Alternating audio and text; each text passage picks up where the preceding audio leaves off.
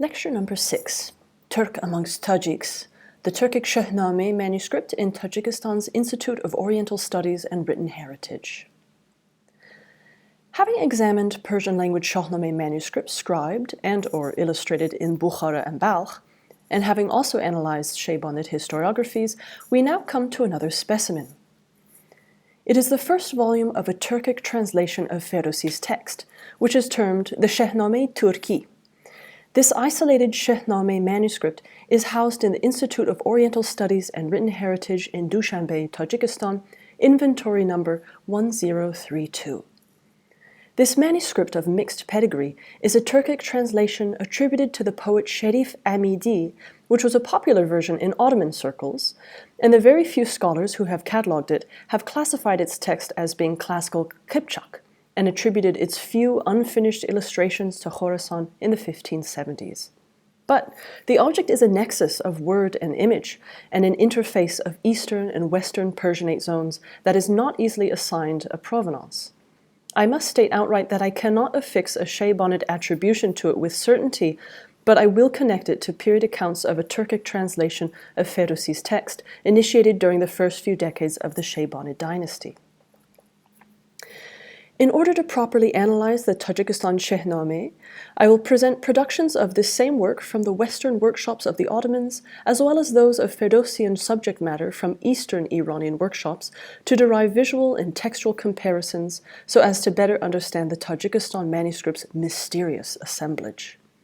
In so doing, I will provide some information on the broader Khurasan style of manuscript production with which the Tajikistan Shehname has been associated. Our discussion will proceed in the following order. A first section will provide an overview of Turkic translations of Ferdowsi's Shahnameh, almost exclusively of Ottoman provenance. Following sections will cover Turkic translations of Ferdowsi's Shahnameh specific to the Shaybonid dynasty. Manuscript production in the second half of the 16th century in Khurasan is our longest topic to cover, and a final page-by-page analysis of the 7 illustrations to the Tajikistan manuscript through comparisons to materials from Khurasan will also be applied, and also comparisons will be derived from materials associated with the Ottoman realm. Part 1. The majority of surviving manuscript copies of Ferdowsi's Shahnameh overall are from the 16th century, written in Persian, and were produced in centers that are located today in Iran. But there have been studies on traditional Persian and Turkic versions produced in the Ottoman sphere. Lale Uluç has examined the role of the Shahnameh in Ottoman society and asserts that there were no Persian language copies produced in the Ottoman capital, Istanbul. Persian versions are thought to be the truncated copies attributed to late 16th century Baghdad, which we see here on the left. Shehname copies produced in the Ottoman capital were then in Turkic verse and prose, which we see here down below. And again, the other type of Shahname, which I am calling ruler name, so historiographies of the Ottoman sultans, were produced in Persian in the Istanbul Nakashhane. An example of this ruler name is on the right. The earliest translation in Istanbul is a prose copy, that is to say, it is not rhymed, it is not in verse. It was done by an anonymous writer commissioned by Murad II in the 15th century, who was based in the Ottoman capital Edirne at the time. This is a later illustrated version of this same work. The second Turkish translation and first production in Turkic verse took place not in the Ottoman realm, but in Mamluk-governed Cairo between 1501 and 1511. The Anatolian poet Sherif Amidi composed it for the Egyptian court. Within Egypt at this time, Persian and Arabic manuscripts were translated into the Turkic language of the Mamluk elites. Amidi's original 2-volume work, held in the Topkapı collection today, was carried off by Selim I when he defeated the Mamluks and added Egypt to the Ottoman Empire after battles between 1514 and 1517. Later Ottoman scribes and artists employed this very manuscript as a prototype, copying its voweled text and its illustrations to glean iconographic and compositional inspiration to produce Shehname copies across the 16th and 17th centuries. Its text was recopied and illustrated in several manuscripts, with all of their textual components likely carried out in the court workshops of Istanbul. It is my claim that the text to the Tajikistan Shahnameh is one such version. The extant manuscripts of Sharif Amidi's text are located in the following collections. On the top, we see examples from the British Library, and down below are various copies located in the Topkapı Palace today. Another Turkic version with short-lived appeal was composed by the poet Methi after the enthronement of Sultan Osman II, who reigned between 1618 and 1622. But it really was Sharif Amidi's version that dominated Shahnameh Turki productions in the Ottoman realm. As I mentioned, Lale Uluç has asserted in her articles and books that the Shahnameh was never transcribed directly in Persian and illustrated in the Ottoman capital. She has further uncovered the following paradox. During the reign of Murad III, who reigned between 1574 and 95, the Ottoman Sultan had copies of the Shahnameh of Ferdowsi written out in the form of Sharif Amidi's Turkish versions, and that these were illustrated for him at the same time that he was having the history of his own ancestors written in Persian. Even earlier in the century, it is a remarkable fact that while the Ottoman Sultan Selim and the Safavid Shah Ismail both possessed poetic talents, the former, Selim, wrote almost exclusively in Persian, and the latter, Ismail, under the pen name of Khatai, wrote almost exclusively in an Azerbaijani dialect of Turkish. In the 16th century, language was not a marker of group affiliation and identity. The heads of the Ottoman, Safavid, and Shaybonid states would have been comfortably bilingual. We will now characterize the role of Turkic versions in the Shaybonid state. Part 2. With regard to the text of the Tajikistan Shahnameh, it has been erroneously classified as classical Kipchak. But in comparing the passages of text across versions of rhymed Shahnameh Turki copies in the British and Topkapı libraries, I can vouch that they are all versions of Sharif Amidi's translation that were written out in the 16th century. It is my claim that all copying of Turkic translations must therefore be the product of workshops serving the Ottomans. So what we see here underlined in yellow are the same poetic, the same baits, the same misra across these versions, the Tajikistan copy on the left and a version in the British Library attributed to Ottoman Istanbul. This makes it difficult to explain how the Tajikistan manuscript would have transited from Anatolia to Khurasan, where its illustrations were begun, then ending up in its present location in Transoxiana. In this section, I will provide information taken from the Shaybonid courts about the Shahnameh in translation that helps to elucidate the appeal of Shahnameh versions in the Shaybonid realm. Let us begin in the early years of the 16th century. Around the same time that Sharif Amidi was working on his Turkic translation over in Cairo, the first ruler of the Shaybonid dynasty, Shaybani Khan himself, was asking his court poets to translate the Shahnameh into Turkish, although Persian was the official language of the Shaybonid Khanate, perhaps as a means to shed the nomadic origins of its elites.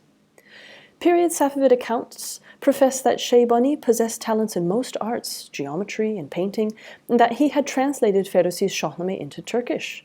But according to some scholars, we do not know if this task was fully completed beyond a few lines, which, when read out loud, were indescribably awful to the Persian intellectual Vasifi, who was a cultured tutor and chronicler in attendance. But if Shaybani gave the initial request, the project might have been completed after he died in 1510, being read aloud at the court of Shaybani's uncle and the first ruler of Tashkent and Shahrukhiya,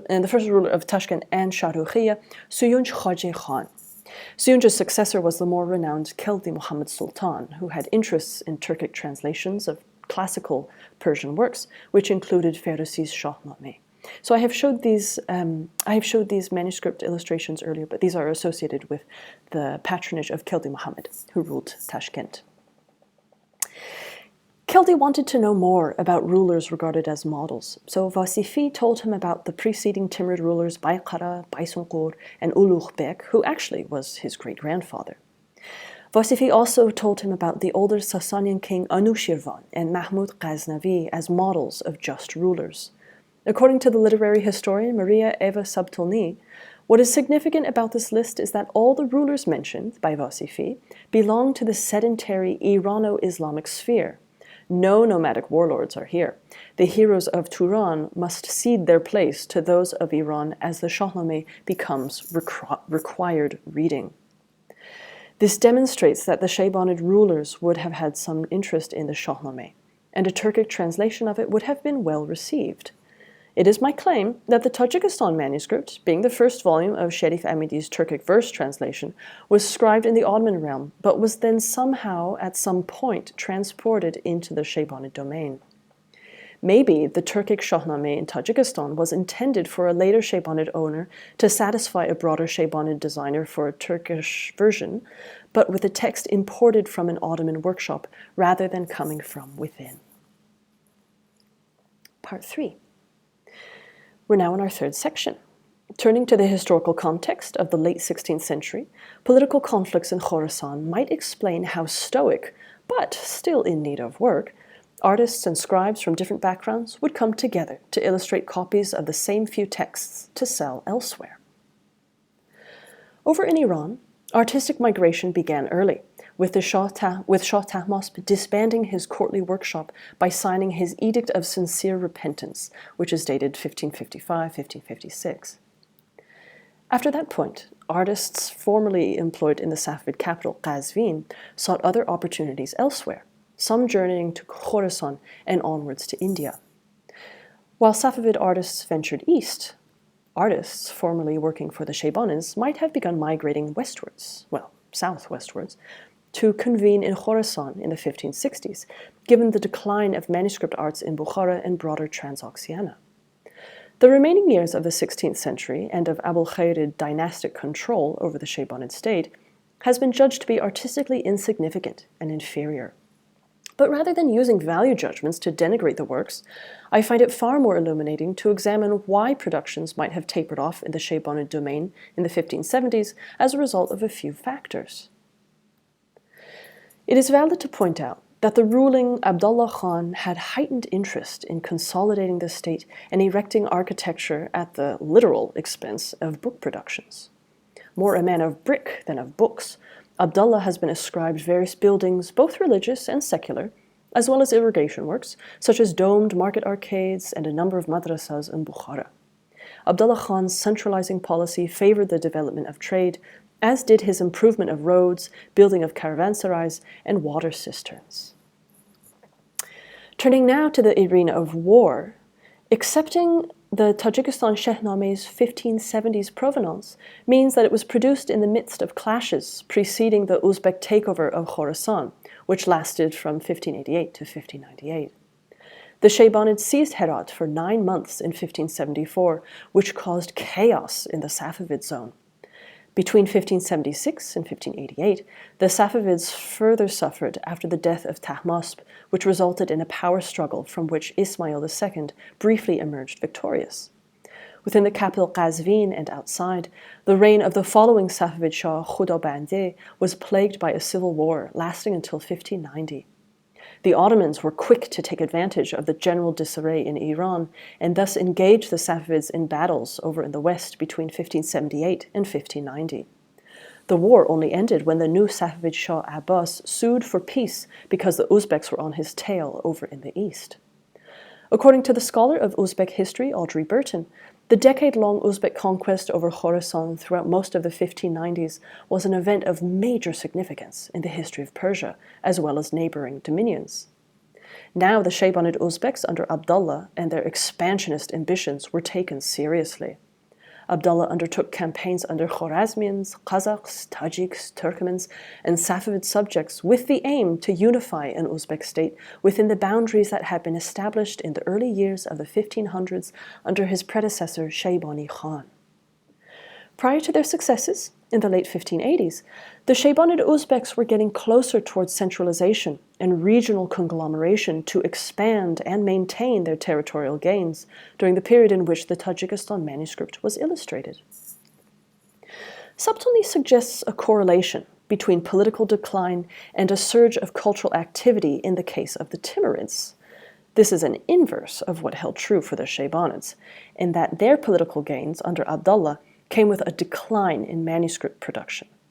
So, in contradistinction to the late Timurids in the late 15th century, an example of their manuscript arts on the left, who had shifted their focus from the battlefield to the arts, the Abulkharid Shaybanids in the final decades of the 16th century had reached their political height, but seemed unconcerned to harness the creativity of their new subjects. And a specimen of their art forms is here on the right. This suggests that although Khurasan came under Shaybanid control, the region maintained a level of autonomy, and the manuscript productions were actually technically better in Khurasan than contemporary specimens from Transoxiana. Despite years of conflicts to control it, to the scholar Christine Noelle Karimi, the position and identity of Khurasan thus was hardly affected by shifting patterns of military control. Barbara Schmitz has suggested as much with regard to the artists in the region. She writes, "This segment of society was little affected by the constant warring of the Uzbek and Safavid overlords." End quote. But the patronage for illustrated books had changed, and Uzbek patrons had no vested interest in the traditional art style of Herat, so instead chose freely from all types of painting styles available in the new Shaybanid province of Khorasan as their tastes dictated. Given the dwindling patronage of Abdallah Khan, in the late 16th century, artists found other patrons among the military aristocracy and the Naqshbandi and Juibarid religious leaders. Artisans in Herat had to contend with the city's frequent changes in rule, akin to Baghdad's rapid changing of hands over in the west. B.W. Robinson was the first to identify and focus on the Khorasan style of manuscript illustration, which Schmitz further refined. We see here two examples. Robinson labeled several manuscripts produced between 1561 and 1606 as belonging to a Khorasan style or school that suggested a commercial industry radiating around Herat, employing local scribes and other copyists from Mashhad and smaller regions in Sabzavar, Malan, Ton, Bakhars, and Razeh. Let's look at how and why Khorasan productions emerged. Based on extant works, Abdullah the artist, Abdullah Khan's choice kitabkhane worker, whom we encountered in these illustrations from a previous lecture, is thought to have died sometime in the 1570s. Also, Abdullah's patronage vanished completely at around this time, so that he could concentrate on conquering Khorasan in the 1580s. This resulted in a halt in Bukharan workshop practices. Whereas courtly commissions declined in this period, the patronage of the military aristocracy expanded. Many painters were hired to work on a single manuscript, to assemble unfinished copies, or to add pictures to manuscripts captured on Abdullah's war marches. This final point will be expanded in my final lecture. After the Uzbeks seized control of Herat and most of the region between 1586 and 98, productions from Khorasan were exported to Bukhara, perhaps as a means to fulfill the market there and those in India, where some manuscripts were reassembled and assimilated into local productions. Robinson suggests the Khorasan style was created by the artist Mohammadi in Herat, and posits that he was the son of a royal Safavid painter. Early on in the 1560s, it has elements from Qazvin, likely as a result of the disbanded Safavid workshops. Schmitz describes the Khorasan style as marked by a spare technique, coalescing around 1570 with large-scale figures and elaborate details of dress. Women are infrequent in the illustrations, and typical painted subjects are battle scenes and male assemblies. This is all certainly true of the Tajikistan ehnâme. Schmitz classifies two major styles present in Khorasan, with one being the more typical Khorasan style, as we see here on the left, which is based on the traditional development of painting in Herat, which was almost surely practiced only in this city by the 1580s. Schmitz traces the second elusive late Mashhad style in Khorasan, here on the right, and finds that it is derived from Mashhad between 1556 and 65, when artists congregated there under the patronage of the Safavid governor Ibrahim Mirza. In Mashhad, they produced compositions with small figures, slim proportions, and a new type of wide turban. Artists working in Mashhad, including Mohammadi, would have continued their practice in Khorasan after their patron's death, later serving the new Shaybanid governor of Herat, Qol Baba Kukultash. In collating several copies of works produced in Khorasan between 1560 and 1600, Robinson noted the preponderance of Jaimee titles and surprisingly few Ferdowsi or Nizami texts. Robinson theorizes that these would have been too purely Persian, perhaps he means Iranian, given the subject matter in appeal was meant for manuscripts' intended destinations in India and Transoxiana. Of the Persian language Shahnameh manuscripts illustrated during the late 16th century in Khurasan, Muhammadi is attributed with illustrating a single copy in the Chester Beatty collection, which is from around 1575 or 1580. Robinson also attributes to Khurasan in the same time period a dispersed folio in an album in the John Rylands Library, number here on the right. It illustrates Goshtasp slaying the rhinoceros. This could indicate an additional Persian language Shahnameh copy was produced, but it has not fully survived. Francis Richard has more recently suggested a Khurasan provenance to a complete Shahnameh in the Bibliothèque Nationale in Paris on the left, but analysis on this manuscript is lacking. Several components distinguish these Persian language Shahnameh copies from our Tajikistan Shehnameh. Most obvious is language. The Tajikistan copy is the outlier by bearing the translation of Sherif Amidi.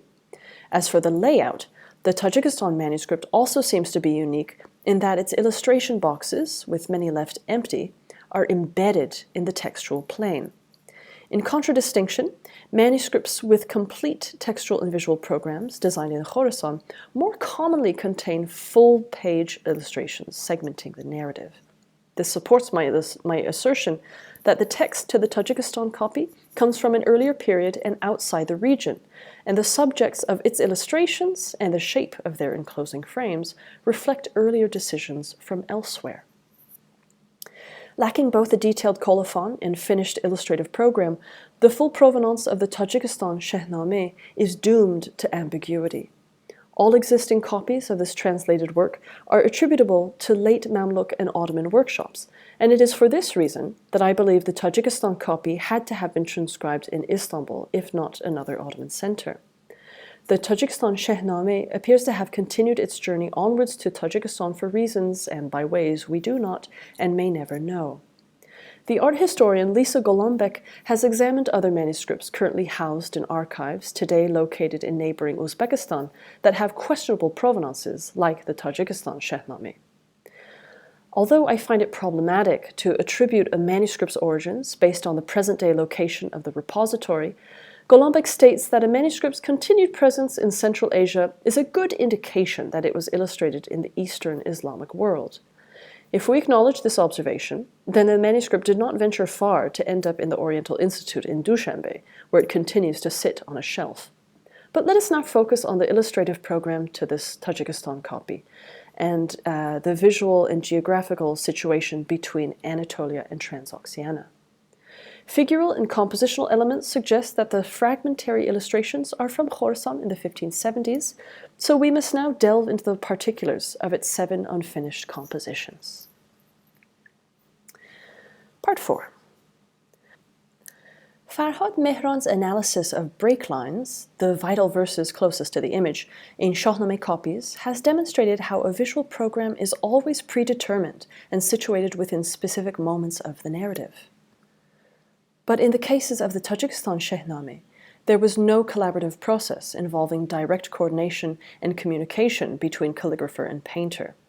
The artist sketching out his few compositions was actually filling in a program plotted out earlier and from far away. So what I'm showing you here are break line examples, underlined in yellow. We see here that the same break lines are in various copies of the Sherif Amidi versions. This is a manuscript from the Topkapı on the left and another version from the British Library on the right. It is valid to ask, given its unfinished and sketched out state, how can we be certain of a 1570s Khurasan attribution to the Tajikistan Shehnameh? My answer is frank, we cannot. But through stylistic and compositional comparisons to illustrations and other manuscripts from the same region and time period, we can offer an informed opinion.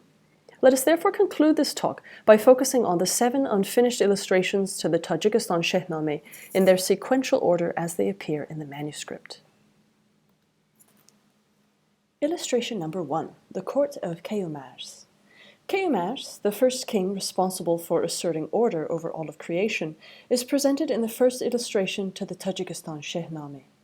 The king's name is labeled above him in a sloppy hand with an epithet that might be an attempt to write out the first king, Shohi Awwal. The subject is among the most common to be rendered in Shahnameh versions, but here the iconography diverges by not depicting Kayumars and his retinue in animal skins as they more commonly would appear. An indecipherable phrase below the seated ruler seems to bear the word palang, leopard, perhaps an artistic cue indicating how to fill in the outlined clothing. In the Tajikistan Shehnameh folio, the figure on the left, in a poppy red tunic with blue sleeves and bent elbows, sits in a similar pose as various iterations of the Turkmen prisoner, or seated prince theme, a repeated subject mostly given Safavid provenances from the mid to late 16th century.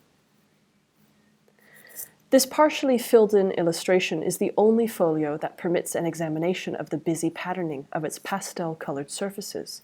From them, one can make comparisons to other illustrations from Qazvin, Shiraz, and Bukhara from the second half of the 16th century that are also brimming with colorful details and ornamented surfaces. Star, cross, square-shaped, and hexagonal geometric designs form panels and floors in mid-16th century folios in many manuscripts. For example, Asadi Golistan, scribed in 1560 and illustrated by Mahmud Muzahib for Yar Muhammad on the far right, and the Jaimee Haft Aureng folio from about 1560, which is attributed to Qazvin, which is in the Los Angeles County Museum of Art, LACMA, on the left.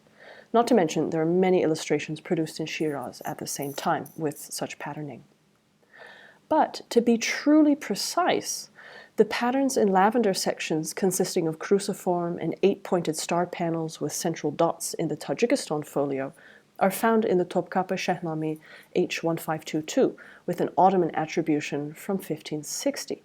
Look at the pale blue columns beside Kai Kavus above, and in the illustration below, the salmon-colored panels beside Iskandar enthroned.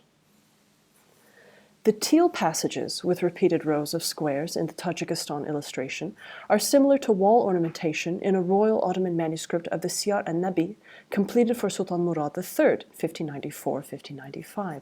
Look at the wall in black and white behind the seated and standing audience. Although I do not claim to have exhaustively searched, I have not yet found further examples of these patterns from manuscript illustrations from the Safavid or Shaybanid realms, so to me they indicate a transfer from the Ottoman workshops. Illustration number 2. This illustration also departs from traditional Shahnameh iconography that usually presents a regal Zahak holding court or listening to the Mobad interpreting his dream. Here, the Mobad sits on a diagonal carpet below the ruler, as a court advisor does in the above-mentioned Christie's Golistan from Bukhara. But in the Tajikistan Shehnameh, there's a macabre element of the story that is not normally presented. We see servants preparing the brains of 2 human victims to feed to the evil snakes sprouting from the demon king's shoulders.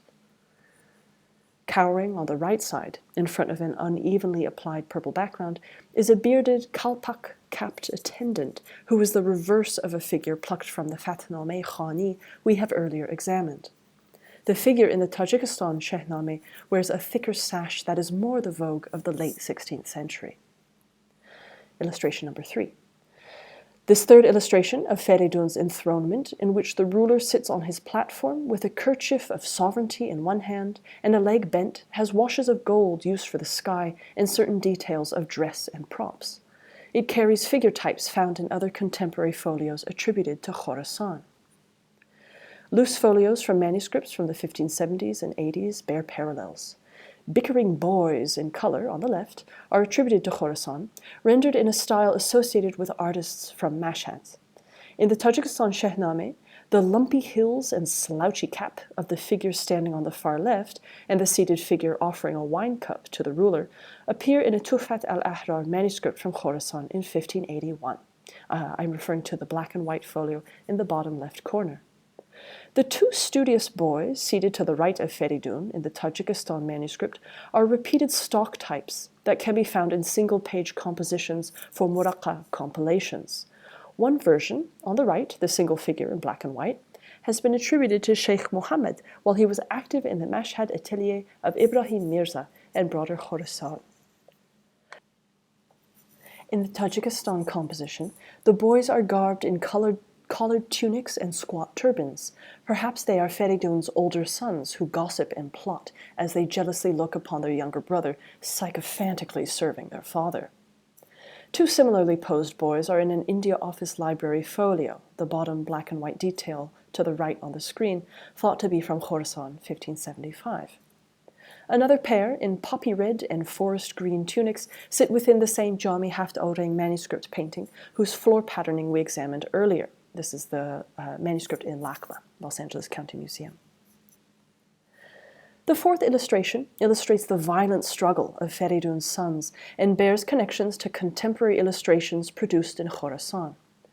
Names in faded letters designate each figure, and we have already met Saum on the right, Pour Iraj in the middle, and Tur on the left. Even the remnants of a sketched crown that lies at Iraj's feet have been labeled Taj. The composition is not typical in Shahnameh iconography. Iraj more often has his throat slit or head bashed in with a stool within a tent as overturned platters of fruits and spilled ewers add to the chaotic atmosphere. Here, the victim grips a dagger and grabs for Saum's throat. He's not surrendering easily. The sparse use of gold emphasizes the hilts and handles of the weaponry. The sketch of the brothers killing Iraj in the Tajikistan manuscript most closely parallels a folio within a bound work of selections from the Bustan of Sadi in the Sudavar collection.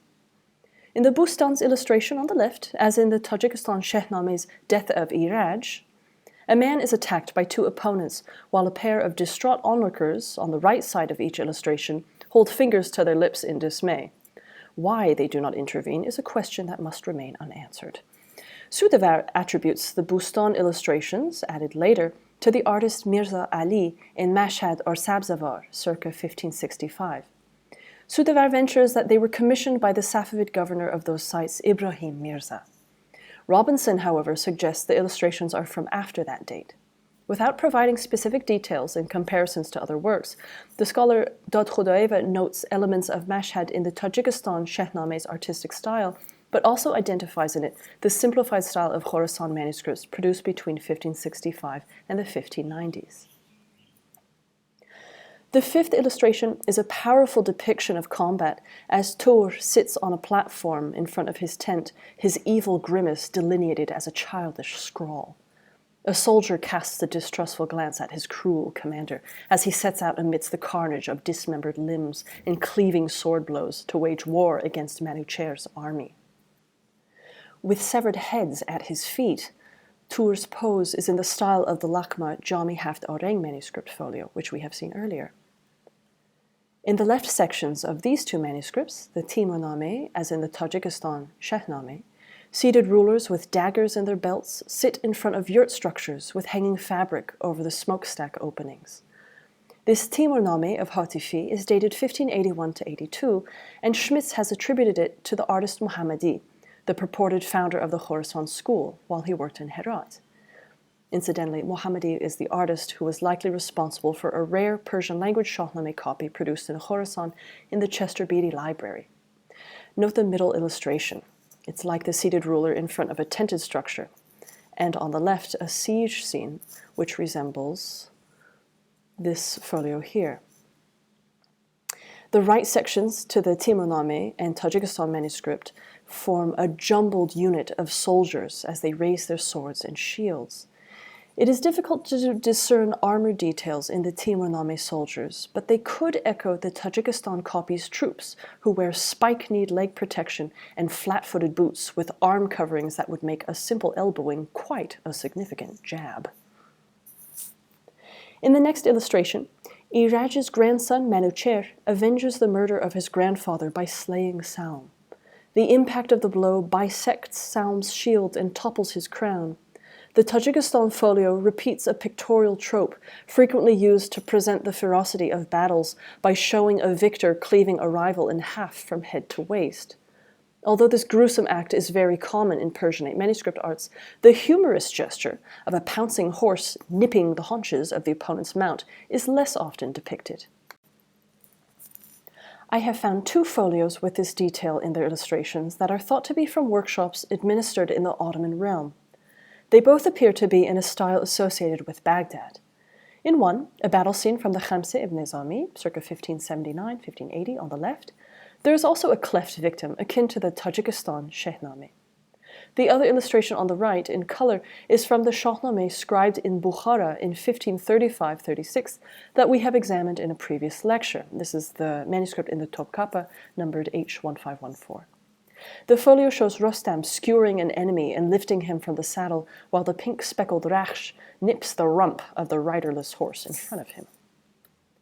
These Khamse, Shahnameh, and Shehnameh manuscripts have textual and visual components derived from areas at the eastern and westernmost areas of the Persianate realm, spanning Baghdad and Bukhara in their assemblage. The next and final illustration to the Tajikistan Shehnameh is the depiction most overt in its parallels to Shehnameh works produced in the courtly Nakashhane of Ottoman Istanbul.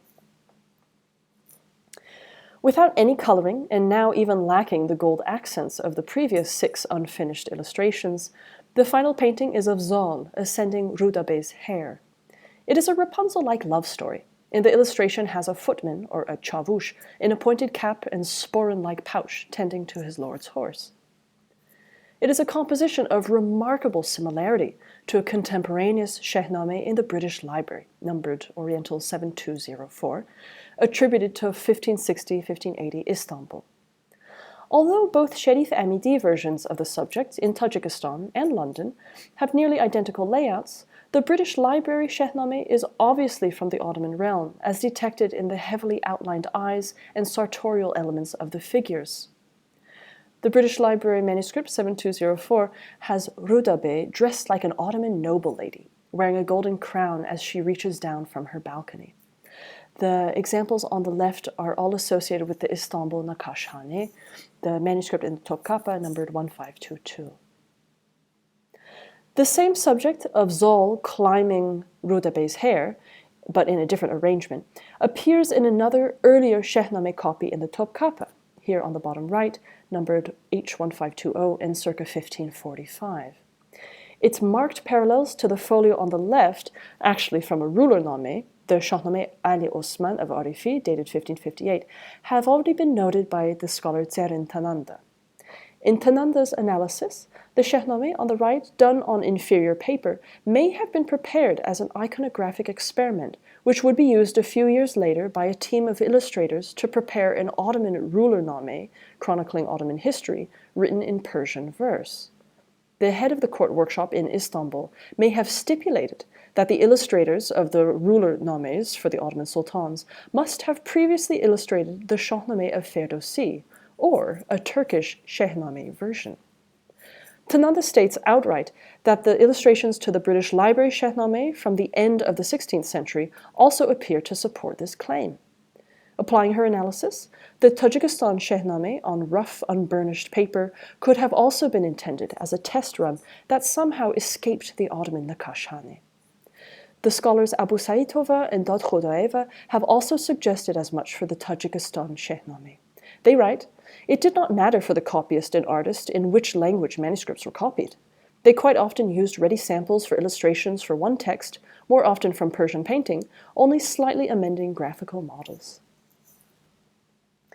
Although all the illustrations to the Tajikistan manuscript seem to be the product of a kitabkhane in Khurasan, at the crossroads of Safavid and Shaybanid skirmishes in the 1570s, details of patterning and composition indicate an Ottoman presence in the illustrative program as well. It cannot be proven that an artist trained in Ottoman workshops traveled eastwards, carrying the manuscript destined for Tajikistan, and the presence of shared compositional and decorative elements across Istanbul and Khorasan only adds to the obfuscation of the manuscript's provenance.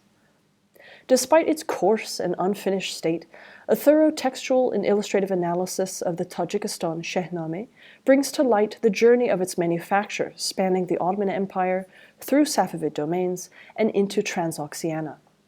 Although its original purpose might have been as a practice manuscript for Ottoman scribes and artists to then channel their efforts in the creation of a grander project, such as to complete a biography of the Sultan and his ancestors, the Tajikistan Shehnameh was deemed worthy of retention. The act of scribing this first volume obviously took time, effort, and resources, which gave it value as an object. The intended owner of the Tajikistan manuscript, if it had one, could have been a member of the Safavid or Shaybanid military, with purchasing power judging from the gratuitous violence within the illustrations. However, one wonders to whom the text would have been readable. Regarding the latter category, according to Dod Khudoeva and Abu Saitova, the heroes in the Persian and Turkic copies of the Shahnameh epic had enough popularity among writers and readers of ruling classes and broad masses of Turkic states in northern Khurasan, the Kipchak steppes of Central Asia, and the Golden Horde for many centuries. Demand for manuscripts was rather high in these regions, and representatives of various clans could have been their customers.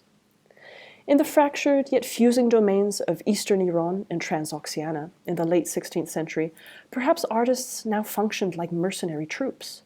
They were hired to execute oft-repeated works, such as the Shahnameh, but possessed the liberty to render characters and styles from different regions, such as Qazvin or Istanbul, and illustrate both Persian and Turkic texts in order to suit the aesthetic and political whims of Safavid and Shaybanid patrons. Thank you.